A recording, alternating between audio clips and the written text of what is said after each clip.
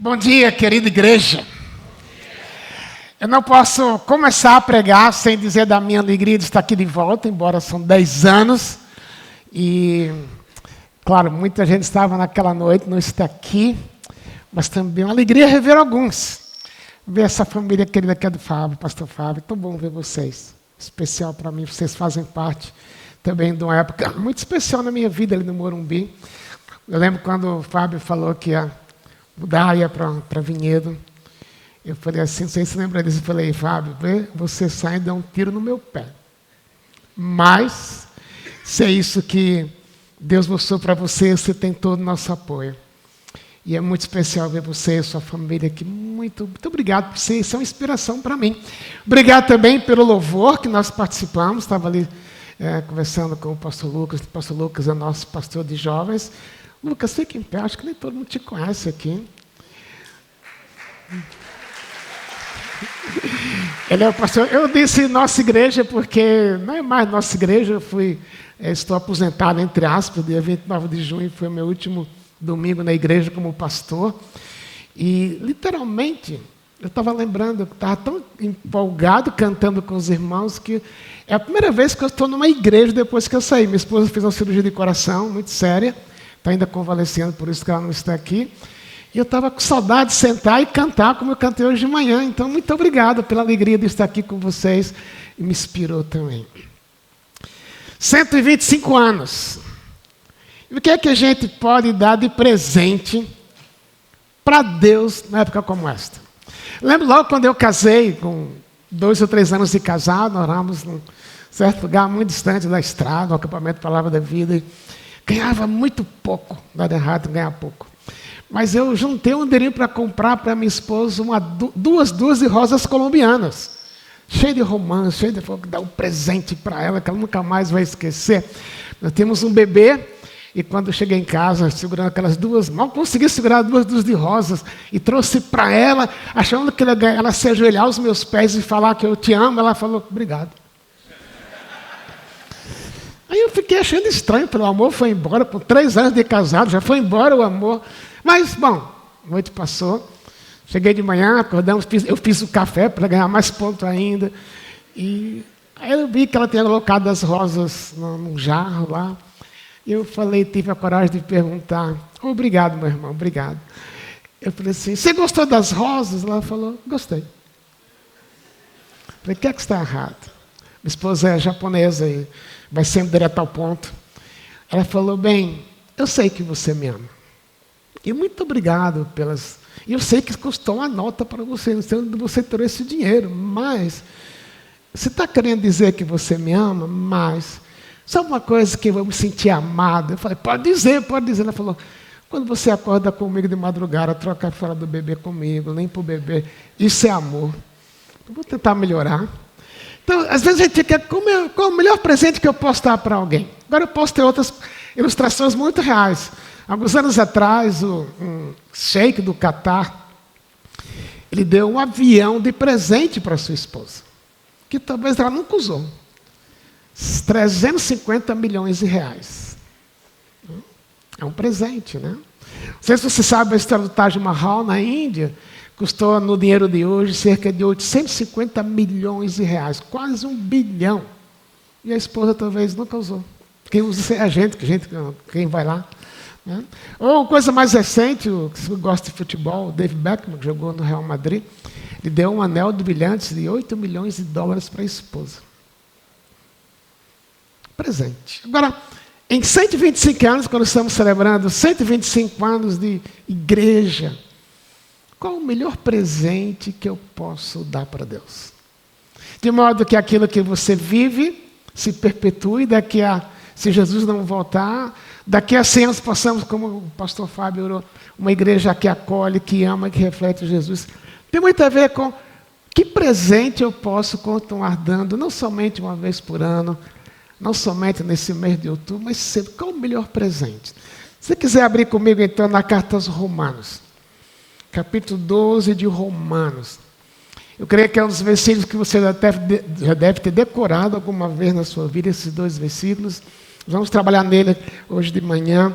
Mas dentro dessa perspectiva, dessa pergunta, qual o melhor presente que eu posso dar para Deus que vai agradá-lo, que vai honrá-lo e que também eu vou me sentir alegre, satisfeito. Romanos capítulo 12, 2 primeiros versículos apenas diz assim: portanto, irmãos, suplico-lhes que entreguem seu corpo a Deus por causa de tudo que Ele fez por vocês. Que seja um sacrifício vivo e santo, do tipo que Deus considera agradável. Esta é a verdadeira forma de adorá-lo. Não imite o comportamento e os costumes deste mundo, mas deixem que Deus os transforme por meio de uma mudança em seu modo de pensar, a fim de que experimente a boa, agradável e perfeita vontade de Deus para vocês. Eu cresci usando a Bíblia Revista e Atualizada, e eu lembro até hoje que eu decorei. É um pouco diferente essa tradução do português mais corrente, que eu creio que vocês também devem lembrar de cor. Rogo-vos, pois, irmãos, que apresentei os vossos corpos por sacrifício vivo, santo e agradável a Deus, que é o vosso culto racional, e não vos conformeis com esse século em que há contendas, mas deixe transformar pela própria palavra de Deus, que é boa, agradável e perfeita. Qual o melhor presente? Eu creio que, simplesmente pela leitura superficial, você já deve ter entendido que o melhor presente que eu posso dar para Deus, da minha vida para Deus, é o meu corpo. Agora, às vezes que a gente fica muito pensando, o que é o meu corpo? É apenas isso aqui? É dedo? É mão? É cabeça? Mas quando ele fala de corpo, tem a ver com tudo que você é, tudo que você tem, e aquilo pelo qual você se move. Não é apenas não adulterar, não roubar, não mentir, isso faz parte. Mas é, por exemplo, aquilo que eu toco, aquilo que eu penso, aquilo que eu costumo ver. Tudo isso é parte do meu corpo, o corpo que Deus deu para mim e que Paulo fala, dê para Deus. Quando, não sei se aqui vocês lutam muito com motoqueiro na Marginal, se tem algum motoqueiro aqui, nada contra vocês. Na nossa igreja tem 2 motoqueiros que eu conheço. E cada vez que o motoqueiro passa na Marginal, leva meu espelho junto, eu digo sempre, Deus, que presente o Senhor me deu, não. Dá vontade dentro de mim de sair atrás, dar um tiro no pneu dele. Agora, está aqui, ninguém vê. O motoqueiro não viu o que eu pensei assim dele. Agora veja, quando Paulo diz, pega o seu corpo, entregue tudo para Deus, inclui, vou repetir, o que eu penso, o que eu sinto, o que eu falo, o que eu toco, aquilo que eu ouço, porque é parte de todo o meu ser. E diz, pega esse corpo, entregue para Deus. Agora é interessante que a primeira audiência que ouviu esta carta, estava acostumado com outro tipo de pensamento, pensando que o corpo era mau, que a matéria era má. Então, é estranho ouvir o que Paulo está falando. Aquilo que eu sou, aquilo que eu falo, aquilo que eu toco. O que tenho ouvido até hoje é que a minha matéria é ruim. Mas ele diz que aquilo que é ruim, que o povo está falando que é ruim, é para eu pegar para Deus e dizer, Deus, está aqui de presente. Mas por que ele fala isso? Então, 3 razões. Porque eu posso oferecer o meu corpo para Deus como a melhor coisa que eu posso dar para Ele em toda a minha vida e que não é apenas um dia. Primeira razão, quando ele diz, portanto, irmãos. É interessante que o apóstolo Paulo, às vezes a gente imagina o apóstolo Paulo, aquela pessoa sisuda, séria, austera. Mas ele fala num tom aqui muito amoroso. Se ele estivesse aqui, talvez seria esse tom. Queridos irmãos da primeira igreja batista de Campinas, quero pedir para vocês uma coisa. Pega o seu corpo. O que você pensa, aquilo que ele move, aquilo que você toca, onde você pisa, onde seus pés pisam. Diga, Deus é teu. Não é meu mais. Qual a primeira razão? Ele diz, suplico-lhes que entregue o seu corpo a Deus por causa de tudo que Ele fez por vocês. E o portanto conecta, vocês conhecem muito bem esse contexto, o portanto conecta do capítulo 1 ao capítulo 11. Não dá para explicar tudo 1 ao 11, mas eu creio que se eu pudesse resumir, resumiria em 3 coisas principais que eu creio que Paulo fala. Salvação pela fé.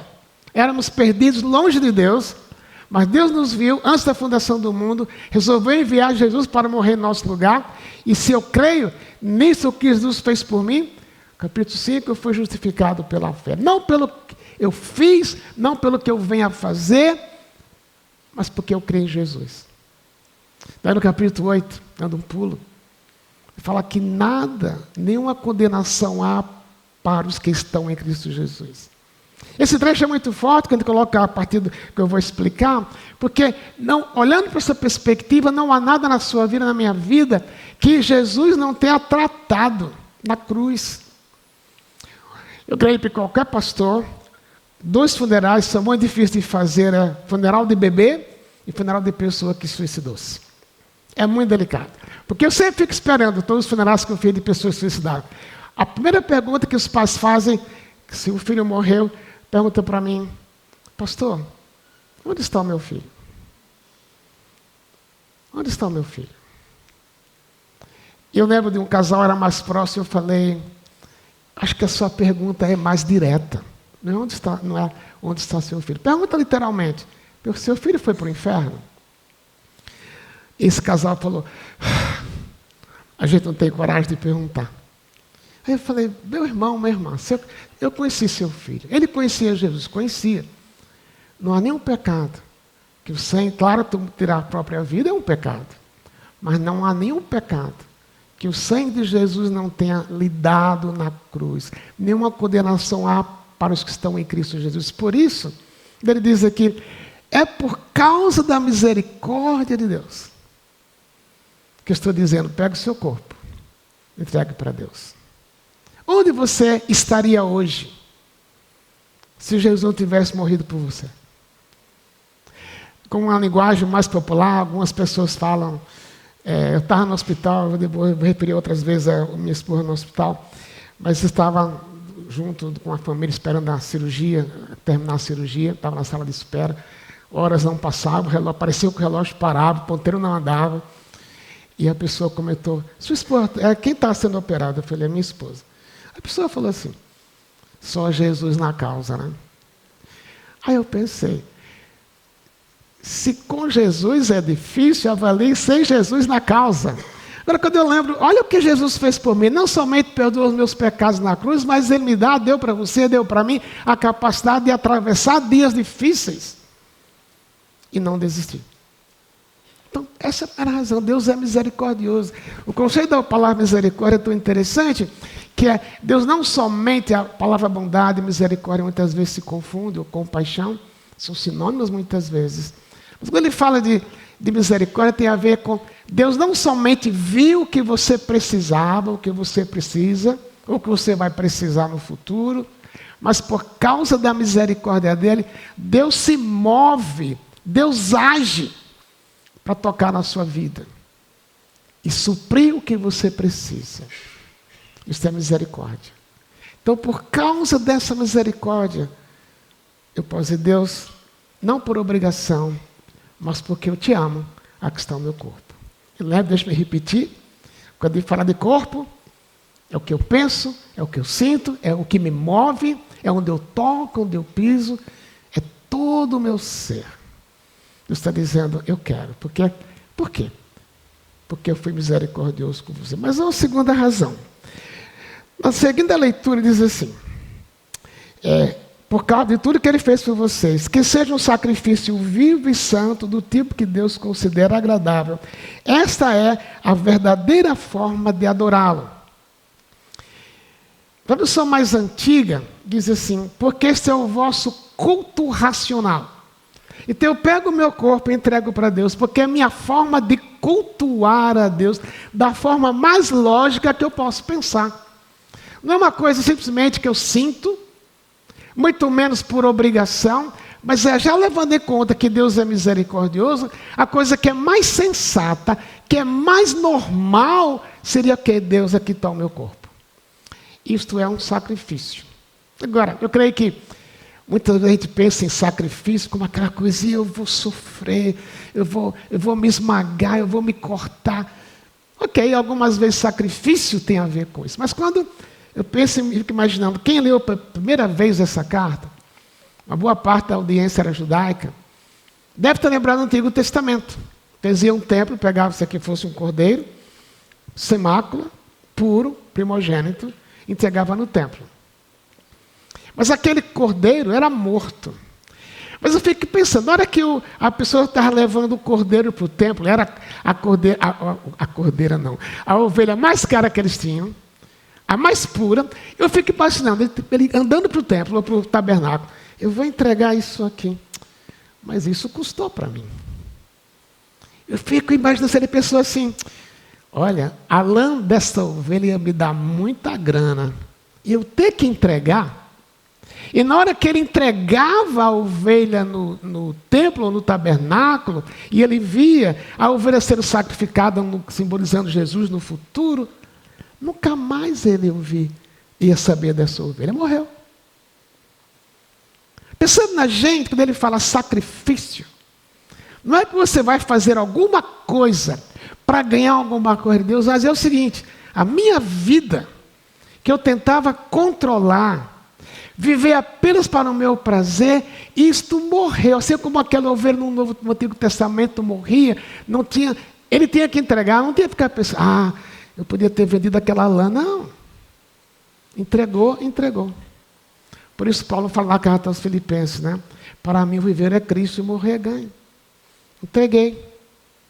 Então o sacrifício que ele está falando é no sentido de, você pega a sua vida, pega o seu corpo inteiro e diz, Deus te pertence. Não vou mais buscar prazer para mim, mas meu primeiro prazer vai ser que no meu corpo, aquilo que eu falo, aquilo que eu penso, aquilo que eu toco, onde eu piso, tem a ver com o Senhor. E ele diz, como é que vai ser esse sacrifício? Que a coisa mais racional é você dizer, se sua vida tem sentido, a coisa mais lógica é, eu vou dar para Deus. Então tem algumas coisas desse sacrifício. Ele diz que tem que ser um sacrifício que é santo. E a gente sabe, bom, o que é santo? Ok, pode ser não pecar, algumas vezes pode significar não pecar, mas quem aqui pode dizer que nunca pecou? Tem a ver com separar-se, ou separar para Deus, se eu dissesse, Deus, essa garrafa é do Senhor. O que tem nela, a água que tem nela, eu vou usar apenas para fazer uma buchada. Alguém sabe o que é buchado? Ou fazer uma torta de um cheesecake. Então, se você dedicou esta água para, não sei se põe água cheesecake, eu estou inventando. Se você dedicou esta água para ser usada apenas para fazer cheesecake, se você usa essa água para fazer um arroz doce, você está prostituindo a água. Porque ela foi separada para ser um cheesecake. Então, se você pega o seu corpo, e embora um dia você falou, tudo que é meu te pertence, e você deixa o seu corpo fazer, pensar e ser aquilo que não agrada a Deus, você está prostituindo o seu corpo. Isso é muito sério. Que é uma pergunta carinhosa, amorosa, com cada um. Entenda o que eu vou falar. Quantos de nós, ou quantas vezes nós também não prostituímos o nosso corpo? A nossa mente, a nossa forma de pensar. É uma coisa simples. Eu brinquei com o motoqueiro. Já perdi uns 3 espelhos na marginal. E em nenhuma delas eu falei, como eu sou grato que eu perdi o espelho. Não. Fico pensando o que eu vou gastar para repor, o tempo que eu vou perder. Em nenhum momento eu falei assim, Deus, salva aquele rapaz. Não falei, Deus mata. Não falei assim. Mas deu vontade de dizer. E naquela hora, aquela minha mente que ia dizer, Senhor, realmente o cara me prejudicou, eu quero perdoá-lo. A minha primeira reação não é pensar o contrário. Mas o que é que Paulo diz? Pega o seu corpo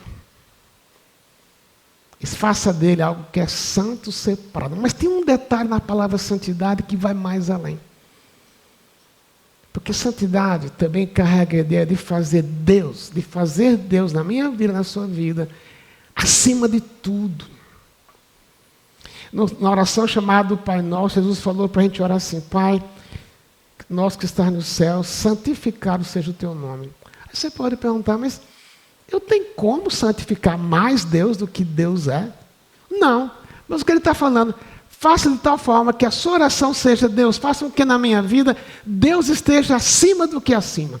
Acima de qualquer coisa. Aquilo que eu pensar sempre em primeiro lugar, como é que eu vou agradar a Deus? Porque Deus é o primeiro. Por isso ele falou, ore, porque se fosse normal para a gente, natural, coloca Deus acima de todas as coisas, ele não precisava dizer para a gente orar desta forma. Então quando ele diz, a primeira razão é eu dou meu corpo a Deus, porque é pelo que Deus fez por mim. Segunda é porque é a coisa mais lógica. Se ele fez isso por mim, o que você tem de mais precioso na sua vida é o seu corpo, com todos os aspectos dele. Eu preciso dizer, Deus, aquilo que está no meu corpo, aquilo que eu penso, aquilo que eu faço, tem que ser sempre para colocar o Senhor acima de todas as coisas. Aí vem outra palavra que diz, esse sacrifício que eu dou, quando eu dou o meu corpo, tem que ser uma coisa agradável a Deus. Aí vem algumas perguntas que a gente tem que lidar dentro da gente. Tem uma coisa na minha igreja interessante que suponho que deve ter aqui também. Igrejas são iguais. E de vez em quando uma coisa que fica assim, o que essa pessoa falou, ela não deve ser da minha igreja, porque aqui todo mundo é santo. Aí a pessoa vê, acaba a ceia. Acaba a ceia, está lá nos pedindo, aí chega uma pessoa e fala, pastor, posso levar esse kit para dar para o meu neto, porque meu neto não pode vir no culto hoje. Aí eu fico assim pensando, será que ela pensa que é o kit que vai trazer santidade para o neto? Mas algumas pessoas vêm para a igreja por obrigação. Por quê? Porque se eu não for na igreja no domingo, amanhã o meu carro pode ser roubado, eu posso perder o emprego. Quando na realidade a gente vive numa troca. E essa troca, ao longo da vida cristã, ela traz peso.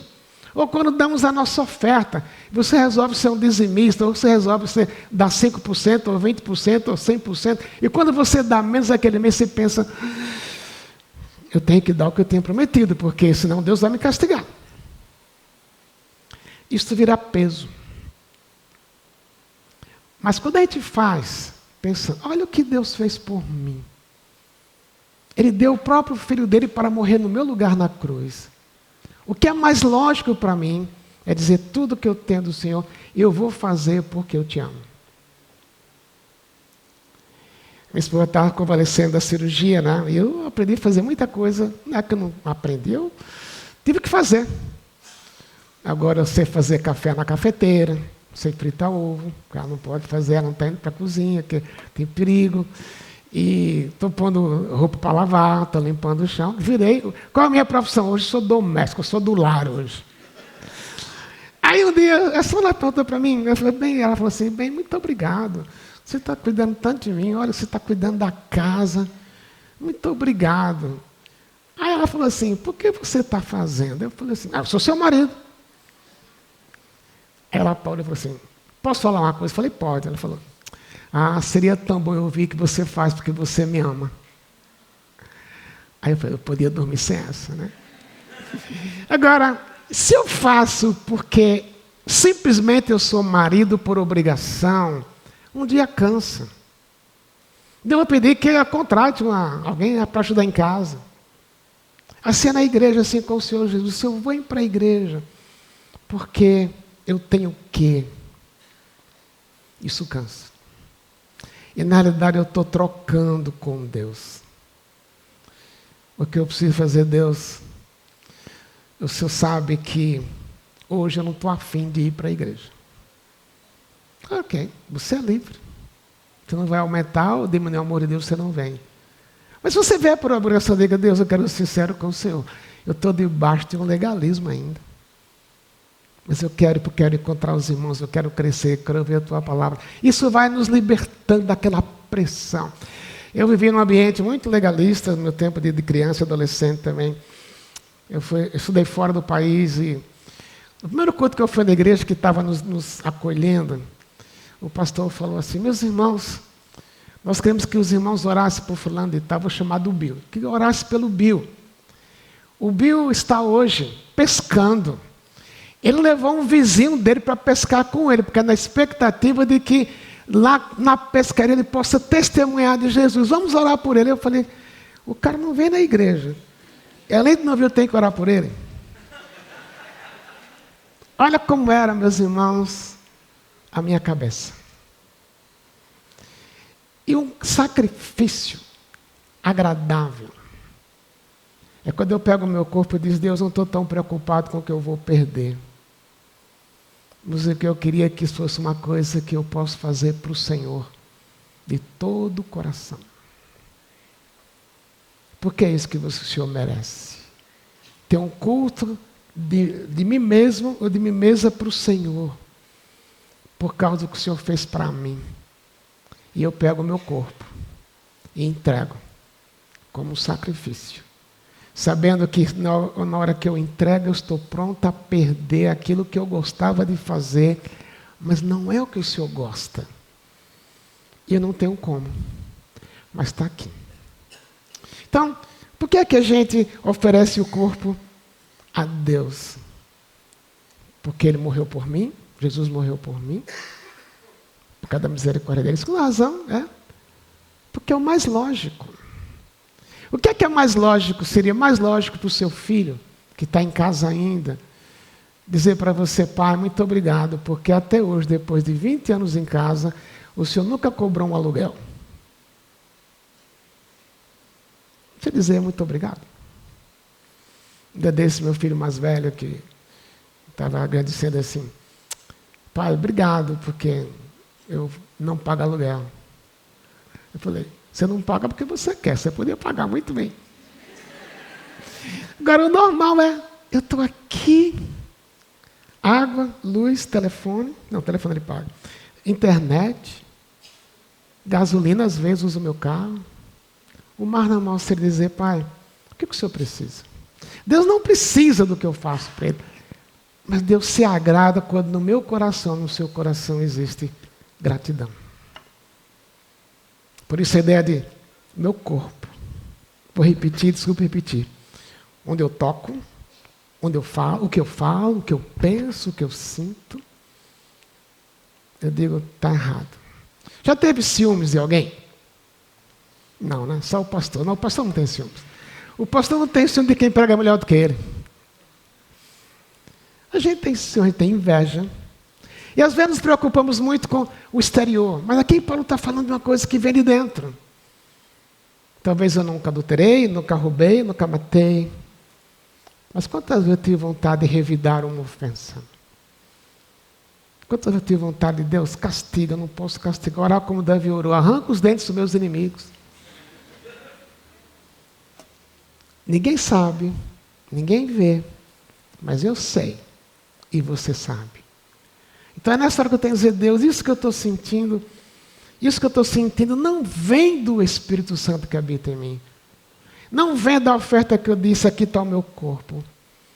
Mas eu queria te oferecer algo honesto, santo, puro, o meu coração, o meu corpo, tudo que eu passo, tudo que eu sinto, quando eu toco, seja agradável ao Senhor. Aí vem a terceira razão. Por que entregar o corpo a Deus? Versículo 2 diz assim: não imite o comportamento e os costumes deste mundo, mas deixem que Deus os transforme por meio de uma mudança em seu modo de pensar, a fim de que experimente a boa, agradável e perfeita vontade de Deus. A terceira razão para eu entregar meu corpo a Deus é o resultado disto. O que é que vai causar? Se eu entrego o meu corpo, o que é que vai causar? Eu vou experimentar com a vontade de Deus, boa, agradável e perfeita. Mas a pergunta é sempre que a gente pensa assim? Eu falei da minha esposa, estava no hospital há 2 meses atrás, uma cirurgia muito delicada. Lembro quando o rapaz veio pegar a maca, coloquei-a na maca, o rapaz colocou na maca, a gente orou, e ela falou assim, você está em paz? Eu falei, claro. Pastor, tem que falar a verdade, né? De vez em quando ele tem que enganar. Não, estou brincando. Mas dentro de mim, eu estava preocupado. Aí eu falei assim, e se ela morrer? Aí eu fui em casa, o médico falou, não sei, é bom você ir para casa, você 12, 13 horas de cirurgia, vai para casa, descansa, depois você volta. Cheguei em casa, não tinha ninguém. Eu fiquei pensando, e se minha esposa morrer? Como vai ser? Eu fiquei parado umas 2 horas, tinha coisa para fazer, mas eu fiquei inerte lá. Aí me veio à mente, mas todas as coisas contribuem para o bem daqueles que amam a Deus. Eu falei, Deus, tá, é verdade, mas eu não estou gostando muito disso, não. Eu estou com medo. Tem horas na nossa vida que, quando a realidade da vida vem, é muito delicado não concentrar no que eu estou passando e, concentrar no que eu creio. Todos nós passamos momentos delicados. Às vezes por situações adversas, mas às vezes por escolha própria. Por isso que ele falou assim, se você quer conhecer a vontade de Deus boa, perfeita e agradável, primeira coisa, não imitem os comportamentos e os costumes desse mundo. Também se decorou esse versículo na minha versão que eu mencionei, a Florizara falou assim, não vos conformeis com esse século. Interessante que a palavra que o verbo que Paulo usa, carrega a ideia de você fazer alguma coisa junto. Você juntar-se a alguém ou alguma coisa de uma aparência apenas. E nós vemos num mundo em que a aparência conta. Isso é o mais importante. E onde é que o mundo vai nos moldando? Uma moldagem de fora para dentro. As coisas começam a entrar dentro da gente. O mundo, o que ele fala? É o sistema que a gente vive.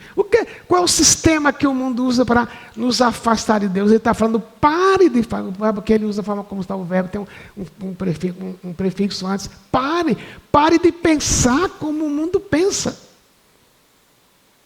Ok. Como é que o mundo pensa? Uma das coisas mais delicadas do mundo, que o mundo pensa é normal, todo mundo faz. É normal, na estrada, o guarda te parar, se está atrasada por um compromisso, e você oferecer alguma coisa para o guarda. É normal, todo mundo faz, não é isso?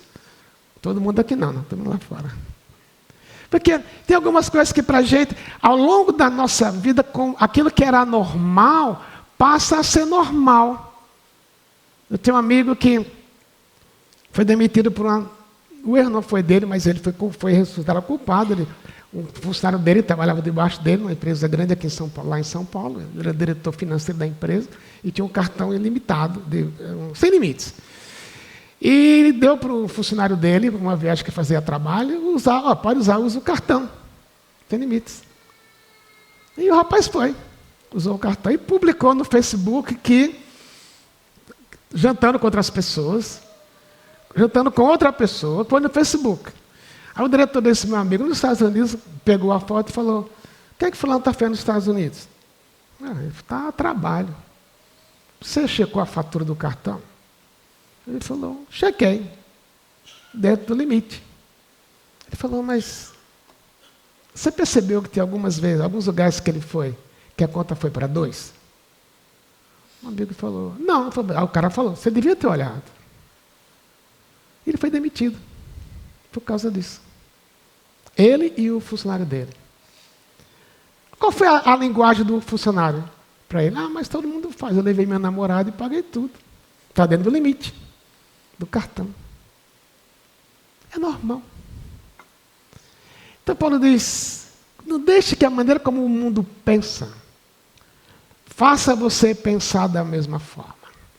Algumas vezes eu fui abordado por pais que vem me contar, pastor, olha, meu filho está namorando. Aí eu falo, que bom, apresentei o seu filho, ele era bebê, 15 anos atrás. Aí, que bom, está gostando da namorada? Pastor, eu estou gostando, mas tem uma pergunta. Eu falei, qual é a pergunta? Ele falou assim, ele está querendo trazer a namorada para a gente conhecer. Eu falei, que bom, que é um bom começo. Fala para ele trazer, para vocês conhecerem. Mas tem uma pergunta, qual é a próxima pergunta? Ele quer dormir com ela no mesmo quarto. Aí eu falei assim, eu vou passar a noite orando, né? Aí o pai falou, pastor, isso é normal. É normal. Mas quando você olha para a palavra de Deus, isto é anormal. Então Paulo diz, cuidado. É normal hoje aquela expressão, meu corpo, minhas regras. Então o corpo é meu, eu faço o que eu quero. Mas quando eu pego o meu corpo, entrego para Deus, ele não é mais meu. Aquilo que eu toco, aquilo que eu falo, aquilo que eu penso, não pode deixar de ser, tem que ser alguma coisa que reflita Jesus. Por isso ele diz, parem de deixar que a cultura deste mundo molde a sua forma de pensar. Então quando você coloca junto, por que é que eu dou meu corpo a Deus? cada misericórdia, porque é meu culto. Mas, sendo sincero, todo dia a gente está a dizer, Deus, meu corpo é do Senhor. Será que todo dia a gente faz isso? Você acorda e fala, Deus, mais uma vez entrego o meu corpo ao Senhor. Aí você vai tomar café, você tem um colesterol altíssimo e come tudo que não pode. Ah, mas isso é legalismo. Não. Seu corpo pertence ao Senhor, eu preciso cuidar dele. Então veja, pare de pensar, porque para você pegar o seu corpo diariamente, entregar na mão de Deus, se tudo pertence a Ele, eu tenho que deixar que a influência do mundo fique lá fora, não comece a penetrar em mim, porque é assim que funciona. Ok, o que é que eu faço? Se quando ele diz, pare de deixar seu corpo ser moldado pela cultura desse mundo, ele diz, mas sejam transformados pela renovação da vossa mente. São dois imperativos. Um negativo, pare, e o outro positivo, comece. Uma coisa que nos ajuda, meus irmãos, é que, embora é um imperativo, mas tem eu diria, uma rota de escape para a gente. É quando eu falo, eu não consigo pegar meu corpo e entregar a Deus, porque o mundo começa a me moldar, eu tenho que dizer, Deus, eu estou encantado com essa forma de pensar, mas ela está errada. O que é que eu tenho que fazer? Ser transformado. Mas o verbo está numa forma imperativo, presente contínuo. No presente, quer dizer que é uma coisa contínua, uma coisa que você faz uma vez e nunca mais faz. Cada dia eu tenho que dizer, Deus, está aqui o meu corpo. Amanhã de manhã, novamente, vai estar na voz passiva. Tem que ser algo de fora que me mova. Na nossa vida, essa renovação da mente é um processo. Ninguém pode dizer assim, eu nunca mais vou mentir. Eu nunca mais vou falar mal de ninguém. Alguém já falou assim, não precisa levantar a mão. Porque se a gente falar nunca mais, está dizendo, eu sou capaz. Mas quando você diz, Deus, a minha língua é ferina. Mas me ajude a cada dia deixar que o Senhor transforme a minha língua, a minha linguagem. E é Deus que capacita.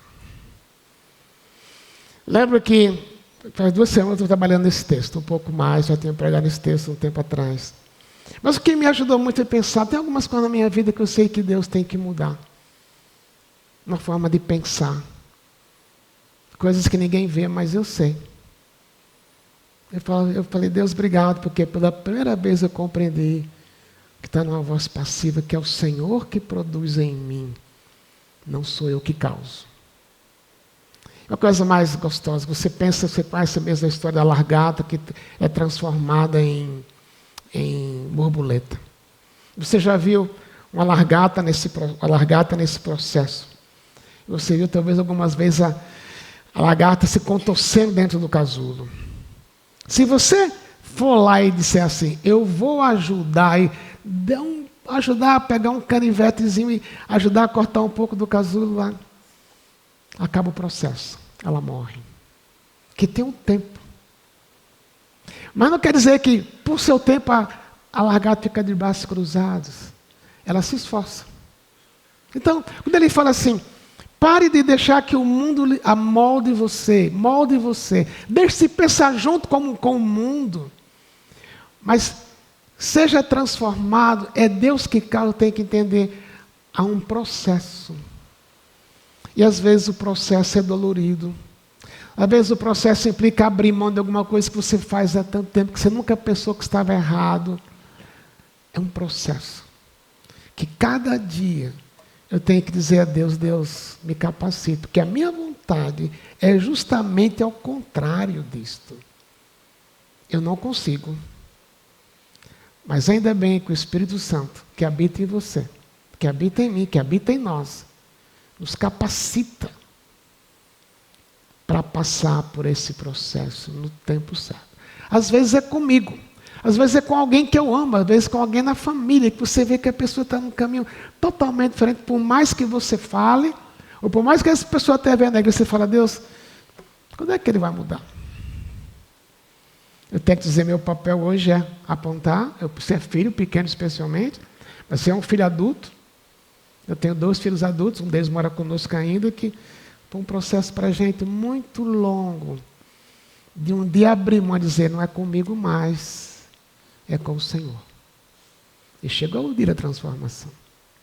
Então, assim, minha vida na sua vida, tem coisas que, na minha vida na sua vida, tem coisas que, por mais que eu tente mudar, eu tenho que pensar, o que é que a palavra de Deus diz?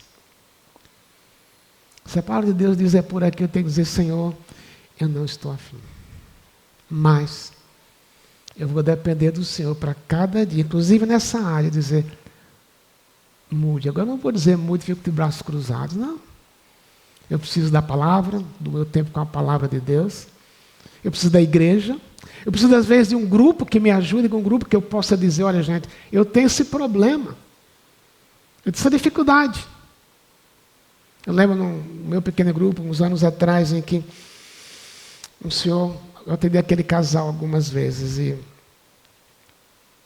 uma reclamação da esposa era, meu marido nunca disse para mim que me ama.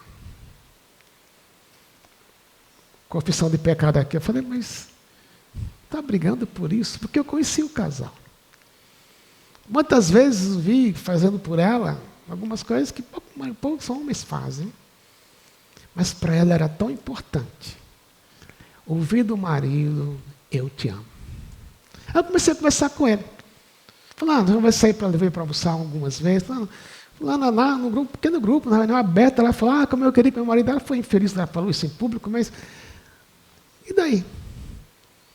Aí ele falou assim, pastor, eu cresci num lar tão difícil, num lar disfuncional, nunca vi meu pai beijar minha mãe, então não aprendi. Eu falei, cara, você não aprendeu, mas você pode aprender. É quem te pede. Eu falei, vamos falar um negócio, daqui a 2 semanas a gente vai se encontrar de novo. Você vai me prometer que na dependência de Deus você vai dizer para ela, eu gosto de você. Gostar é fácil. Eu falei, então, começa com gostar. Aí, do semana, nos indo, e daí? Falando, pastor, não deu. Aí, marcamos mais 2 semanas. Ele falou, o senhor não sabe o quanto para mim foi difícil. Parecia que eu não sei o que dar, mas para falar para ela, e aquele pastor chato vai me cobrar. Eu falei, porque o senhor mandou. Eu falei, já é o primeiro passo. O ideal seria, me diz o que ela é para você. Ele começou a falar. Eu falei, alguma vez você falou para ela o que ela é para você? Não, pastor. Ela sabe, ela não sabe. Mas ela quer ouvir da sua boca. Meus irmãos, essa é uma ilustração muito simples. Mas o que é que fez aquele homem mudar? Ele falar, quando ele começou a pensar, o que é que minha esposa precisa e que eu posso suprir? Mesmo sem eu saber.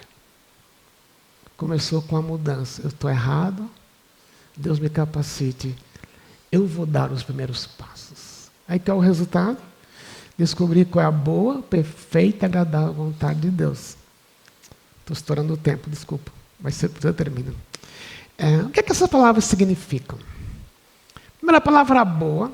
Eu estava estudando esse texto. Deus podia ter uma palavra no Novo Testamento que é mais forte do que essa. Mas literalmente o contexto da palavra boa é o infinitamente oposto ao que é ruim. Então, se Deus tem um plano para uma palavra, para ter uma vontade para você,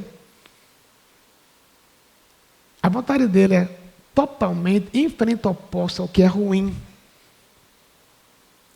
Ela é agradável. Eu lembro que eu aprendi a comer salada com a minha esposa. Ela é japonesa, que eu sou muito comendo verdura. Eu não sabia qual era a diferença de verdura e legumes, ela sempre gostava de mim. E eu não quero. Um dia aqui em Campinas, faz uns 15 anos, aqui em Campinas, a gente estava almoçando, ela falou assim para mim, posso preparar uma salada para você? Aí eu falei, lá vem mais uma cobrança. Aí eu falei, pode. Ela fez. Aí eu peguei assim, cisquei, né? Pesquei um pedaço de alface, pus na boca. Ela falou, aí eu peguei um pedaço de tomate, coloquei na boca, ela falou, gostou? Eu não pode mentir. Eu falei, um pouco. Tá bom. Acabou. Ali, um mês depois da luz do galo, ela falou, posso preparar uma salada? Aí eu comecei a pensar, por que eu não posso comer salada? Se isso vai agradá-la, por que eu não posso? E eu comi metade do prato de salada. Hoje, eu tenho prazer em comer salada. Começou com experimentar. Hoje eu tenho prazer.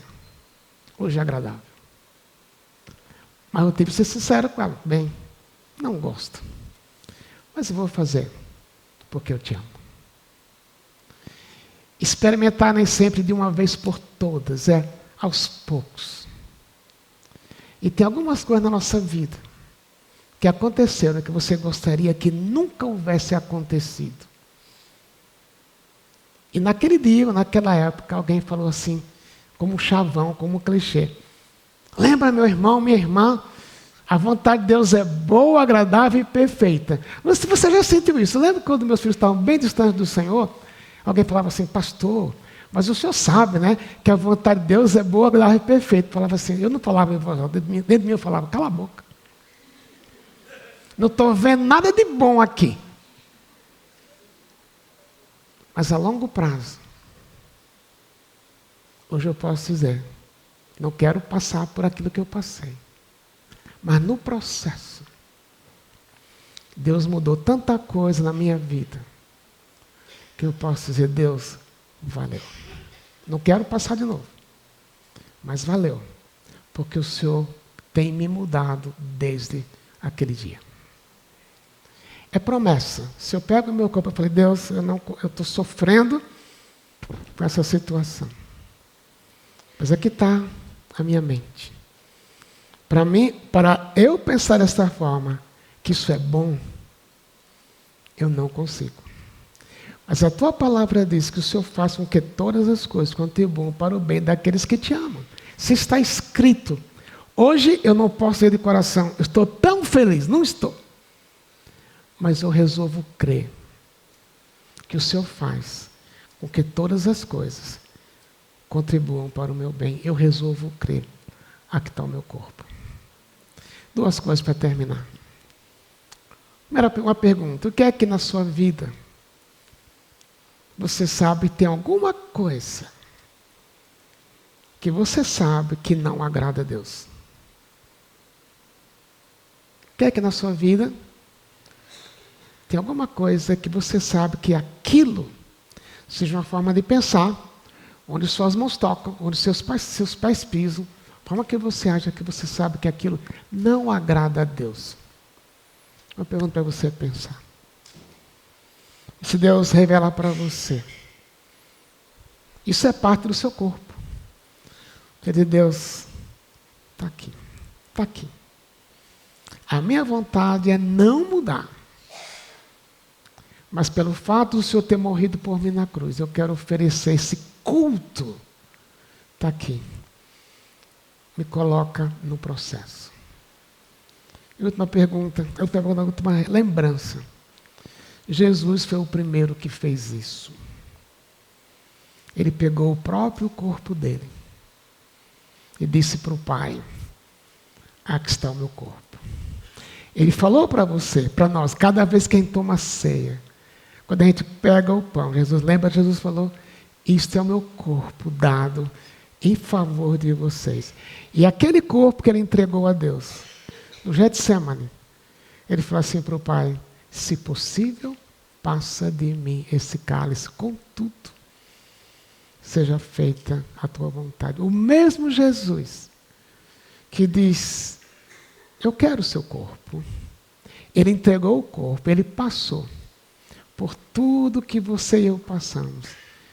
E ele não desistiu, porque ele sabia que a vontade de Deus era boa, perfeita e agradável. Se Jesus não tivesse dado o corpo dele, se não tivesse dado, dizer, tá bom, Deus, eu não quero passar por isso, mas se o Senhor quer, eu vou até a morte. Ele não teria ressuscitado. Se não tivesse ressuscitado, não estaríamos aqui. Por isso ele é o nosso modelo. Pegou o corpo e disse, aqui está o meu corpo. Use-o para a tua glória. Vamos orar? Se nesse tempo alguma coisa Deus falou com você de que no seu corpo, seja na mente, nas mãos, nos pés, no coração, nas atitudes, se Ele lembrou você alguma coisa, diga para Deus, Deus, eu não tenho nem vontade, mas eu quero entregar meu corpo inteiro inteiro, inclusive isto que o Senhor trouxe à minha mente. Talvez você queira dizer, eu não tenho nem força. Mas diga, eu vou confiar que o Senhor me dará força. Se é um pecado, lembra que não há nada que o sangue de Jesus não limpe, quando eu admito e busco a ajuda dele. Ó Pai amado, o Senhor sabe que na minha própria vida, na vida de todos nós, tem algumas coisas que a gente não está colocando o Senhor em primeiro lugar. Por isso aqui vai a nossa confissão. O Senhor sabe, no meu coração, em cada coração nesta sala, cada coração que nos vê pela internet, tem algumas coisas que o Senhor sabe que a gente está fazendo e que a gente não está te agradando.